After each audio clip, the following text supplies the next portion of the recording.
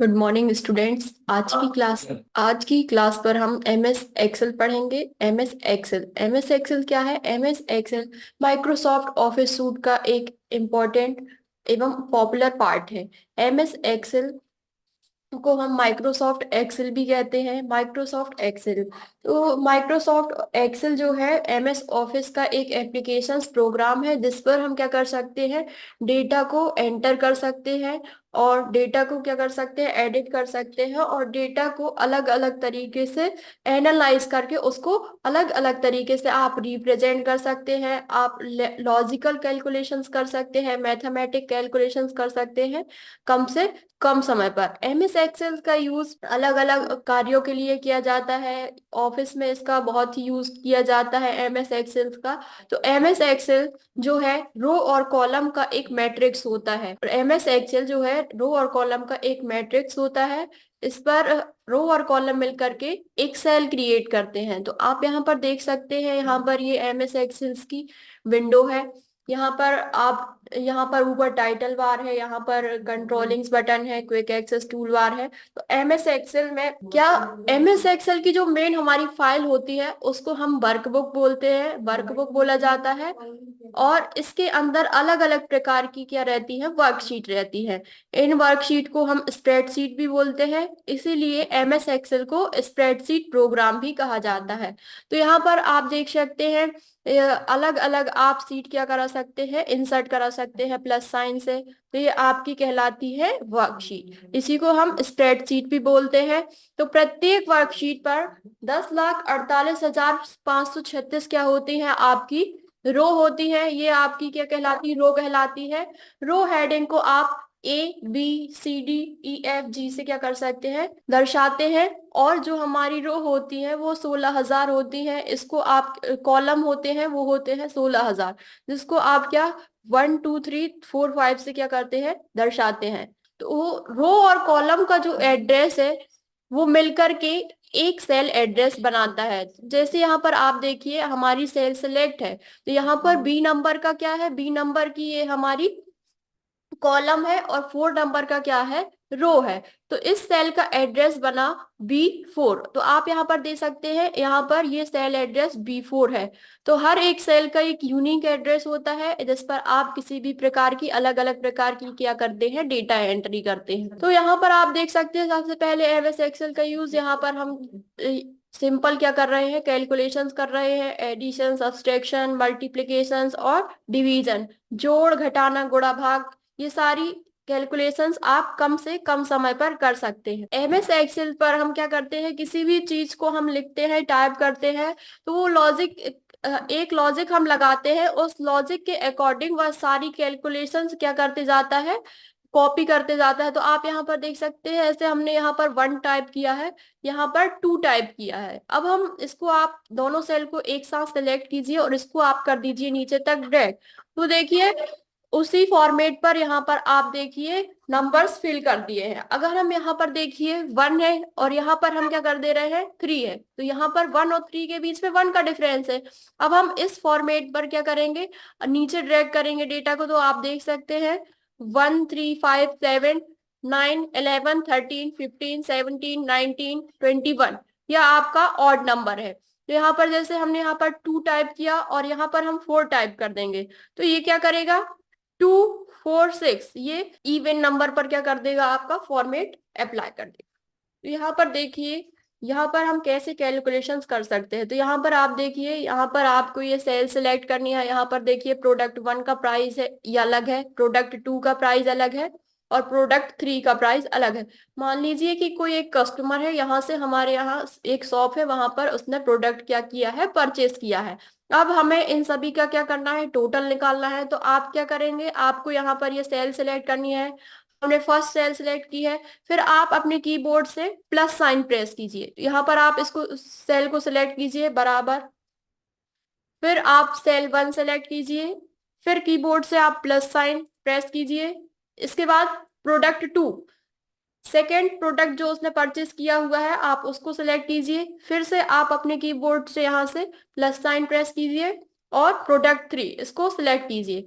तो प्रोडक्ट 1 का price, product 2 का प्राइस और प्रोडक्ट 3 का प्राइस, ये तीनों को क्या कर देगा, आपस में सम कर देगा, जोड़ देगा, ऐड कर देगा। आप इसको क्या कर दीजिए, एंटर कर दीजिए। अब आपकी जो नीचे की जितनी भी रो है, इसको आप नीचे तक ड्रैग करेंगे तो ऑटोमेटिक ये सबको क्या कर देगा, ऐड कर देगा, जोड़ देगा। तो ये पहली कैलकुलेशन है। आप क्या कर सकते हैं, कम से कम समय पर क्या कर सकते हैं, जोड़ सकते हैं, घटा सकते हैं, किसी भी प्रकार की मैथमेटिक कैलकुलेशंस कर सकते हैं। अब इसके बाद दूसरे तरीके से भी हम क्या कर सकते हैं, जोड़ सकते हैं। तो यहाँ पर हम लिखते हैं इज इक्वल टू, और इन तीनों सीरीज को आपका कर देंगे, जोड़ देंगे, बराबर SUM, सम। सम फॉर्मूला का यूज किया जाता है किसी भी चीज को जोड़ने के लिए, नंबर्स को जोड़ने के लिए। तो आपको यहाँ पर बराबर सम और ब्रैकेट ओपन करना है। इसके बाद आपको क्या करना है, यहाँ पर ये सीरीज, सीरीज 1, सीरीज 2, सीरीज 3, इसको क्या कर देना है, आपको सिलेक्ट कर देना है। इसी को आप सीरीज भी बोलते हैं और आप रेंज भी बोलते हैं। तो रेंज कब बनती है, range multiple cell, multiple cell को जब हम सिलेक्ट करते हैं तो उसको हम क्या बोलते हैं, रेंज बोलते हैं। तो हमने यहाँ पर देखिए 3 सेल्स को सिलेक्ट किया हुआ है। तो प्रोडक्ट 1, प्रोडक्ट 2 और प्रोडक्ट 3, इन तीनों को वो क्या कर देगी, सम, मतलब ऐड कर देगी, जोड़ देगी। तो इसको आपको कर देना है plus, bracket close, then enter. तो सम फॉर्मूला के द्वारा भी आप क्या कर सकते हैं, जोड़ सकते हैं। फिर इसके बाद यहाँ पर देखिए, आप इन सेल्स को सिलेक्ट कीजिए। आपको होम टैब के अंतर्गत ऑटो सम का ऑप्शन दिया रहता है। इस ऑटो सम पर आप क्लिक करेंगे तो जितनी भी सेल्स आपने सेलेक्ट की है, उन सेल्स के अंदर जितना भी न्यूमेरिकल डेटा होगा, आप उसको क्या कर सकते हैं, यहाँ पर जोड़ सकते हैं। तो 3 तरीके से आप क्या कर सकते हैं, किसी भी नंबर्स को जोड़ सकते हैं।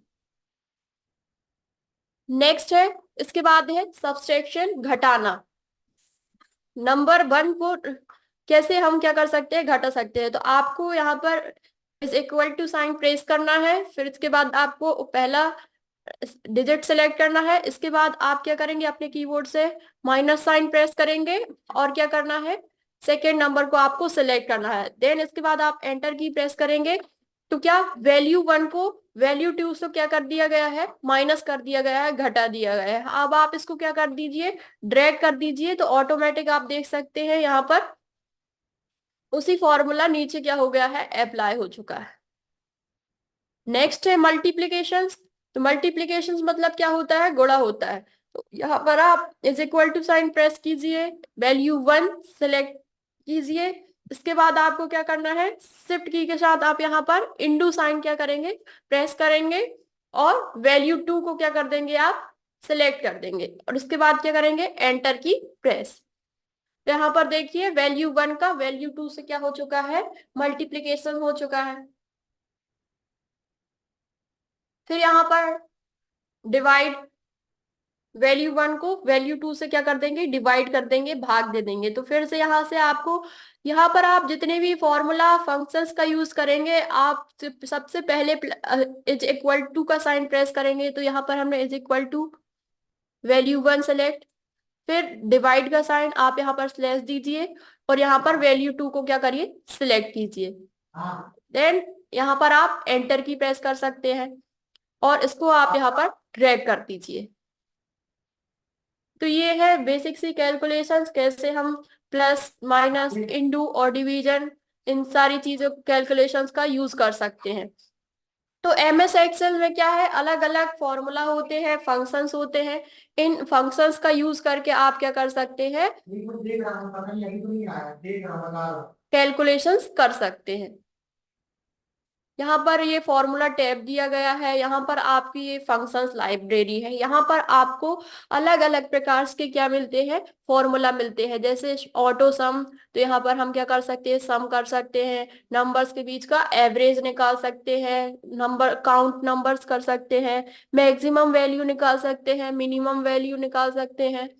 फिर फाइनेंशियल लाइब्रेरी के अंतर्गत हम यहाँ पर अलग अलग प्रकार के फॉर्मूला यूज कर सकते हैं, PMT formula, FB formula, PPMT formula, IPMT formula, rate, ये सारे फॉर्मूला फाइनेंशियल से संबंधित। हम जो लोन वगैरह लेते हैं उस पर हम इंटरेस्ट कैलकुलेट कर सकते हैं, एफडी वगैरह कैलकुलेट कर सकते हैं। लॉजिकल, हम लॉजिक लगा सकते हैं, तो इसके अंतर्गत and formula, if formula, if error formula, not formula, और फॉर्मूला, ये।